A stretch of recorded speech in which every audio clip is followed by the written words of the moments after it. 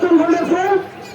আপনি যে ভোটটা দিলেন, আপনি এই নেতাকে জিজ্ঞেস করেন, নেতা আপনাকে যে ভোটটা দিলেন, আমার হসপিটালের অবস্থাটা আপনি একদিন দেখে এসেছেন? আমি আজকে হসপিটালে গেলে আমার কোনো চিকিৎসা হয় না, ওষুধের কোনো ব্যবস্থা নাই।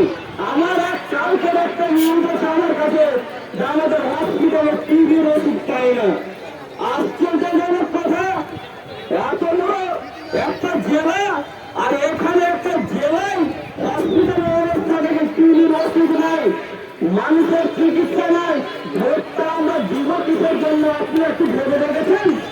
আমরা তো ভোটটা দিব সেটার জন্য যাতে আমার চিকিৎসাটা ভালো হয়, আমার সেবাটা আমি ফ্রিতে পাই।